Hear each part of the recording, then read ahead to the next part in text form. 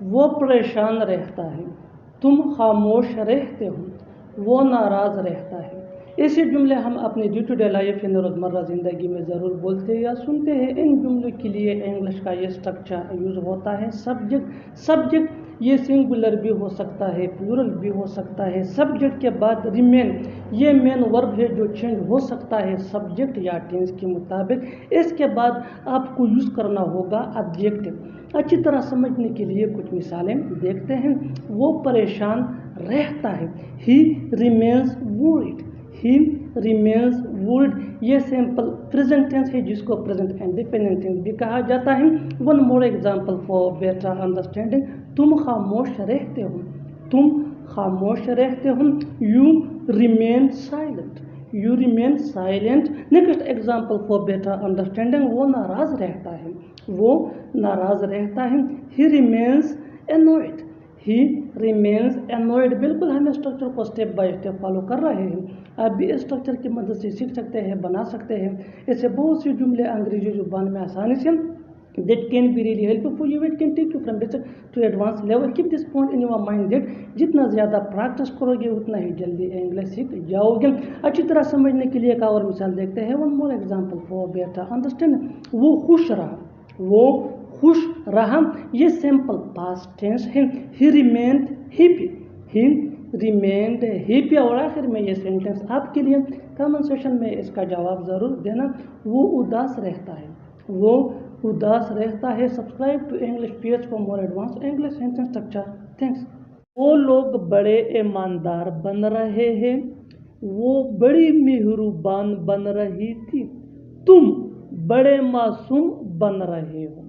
آج کے اس لیسن کے اندر ہم سیکھنے جا رہے ہیں کہ کیسے اسکرین پہ دیکھے جانے والے فقرات انگریزی زبان میں بولے جاتے ہیں۔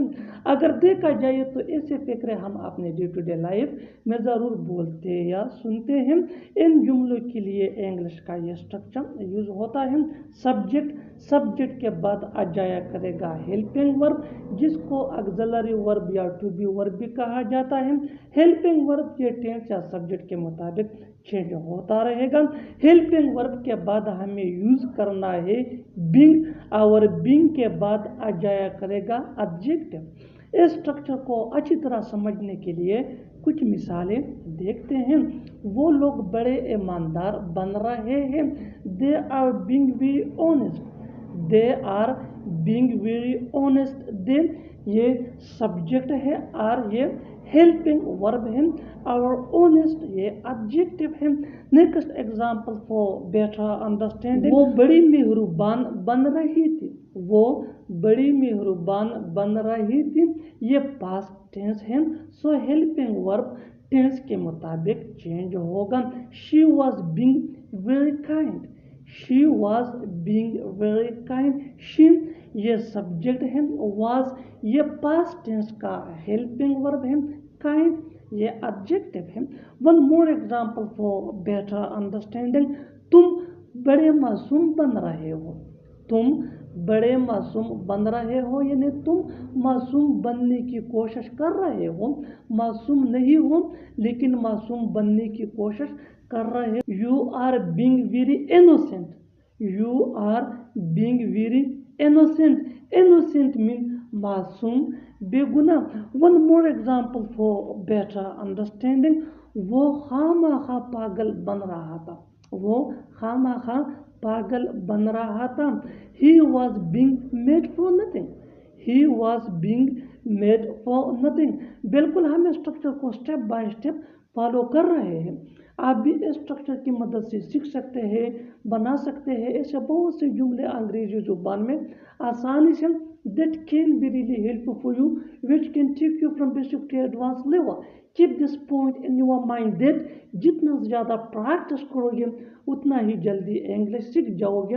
اچھی طرح سمجھنے کے لیے ایک اور مثال دیکھتے ہیں۔ One more example for better understanding, وہ بڑا سخی بن رہا ہے، وہ بڑا سخی بن رہا ہے، he is being very generous, he is being very generous. Next example for better understanding, وہ آج مددگار بن رہی ہے، وہ آج مددگار بن رہی ہے. She is being helpful today. She is being helpful today. اور آخر میں یہ فقرہ آپ کے لیے کامنٹ سیکشن میں اس کا جواب ضرور دینا. تم بہت ہوشیار بن رہے ہو. تم بہت ہوشیار بن رہے ہو. Subscribe to English piece for more advance English sentence structure.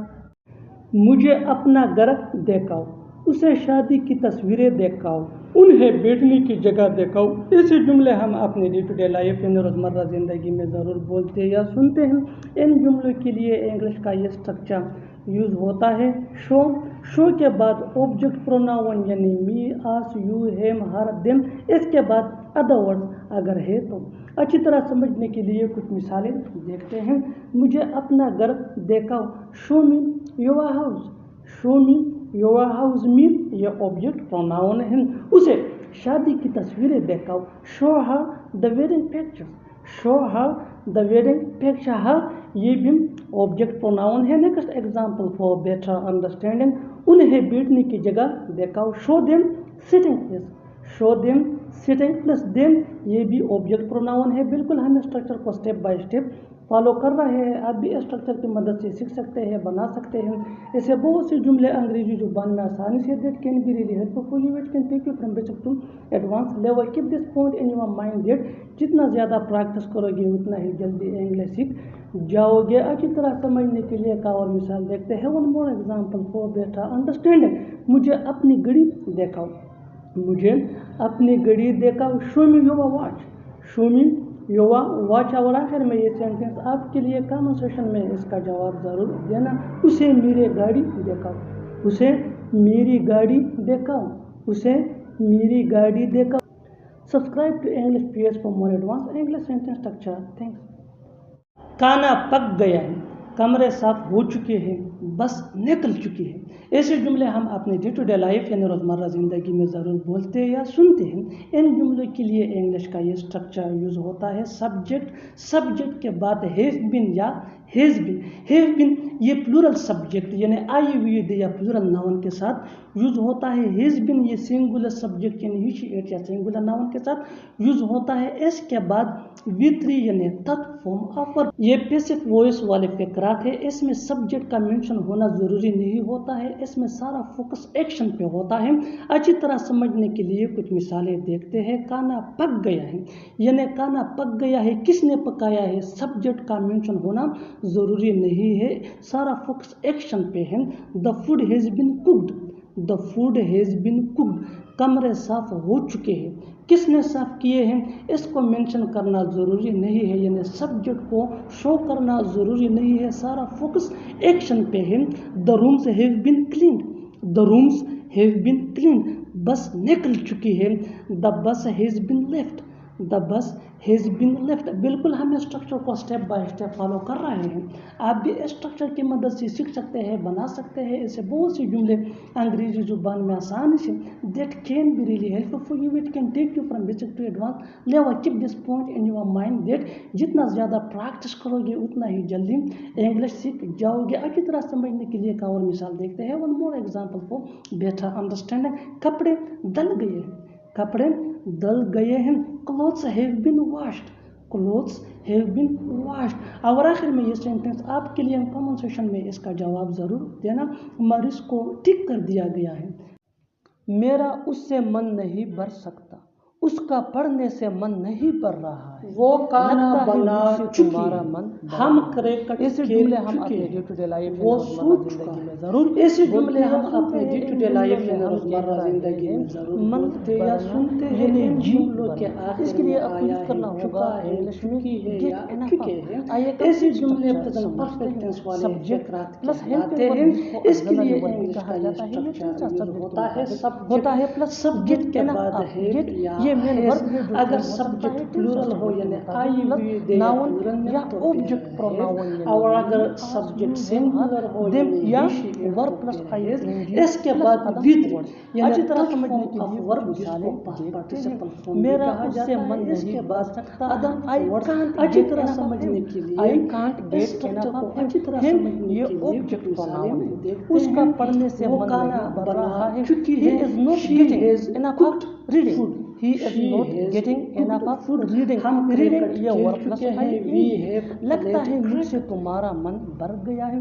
I think you have got enough of me. I think you have got enough of me. بالکل ہم اسٹرکچر کو اسٹیپ بائی اسٹیپ فالو کر رہے ہیں. آپ بھی structure کی مدد سے سیکھ سکتے ہیں, بنا سکتے ہیں. وہ اس سے کھانا بہت سی بنا انگریزی زبان میں آسانی سے وہ داخل چاول ہوتی ہے. پکا چکے ہیں. اچھی طرح سے ہم کرکٹ کھیل چکے ہیں. وہ سو چکا ہے. ایسے جملے ہم اپنی ڈے ٹو ڈے لائف میں روزمرہ میرا زندگی میں سونے سے من بولتے یا نہیں سنتے بھرے گا. ہیں. I ان won't جملوں get کے enough of آخر میں sleeping. آیا ہے I چکا won't ہے, get enough of چکے ہیں sleeping یا اور چکی. اسی جملوں کی کنورسیشن میں یہ اس کا جواب ضرور دینا. اسٹرکچر تمہارا ہوتا ہے. کھیلنے سے یہ من نہیں بھر پرفیکٹ سکتا. ٹینس والے تمہارا جملے کھیلنے سے فقرات من کہلاتے نہیں ہیں. بھر سکتا. اور اس کا جو اسٹرکچر ہے وہ کچھ یوں ہے. سبجیکٹ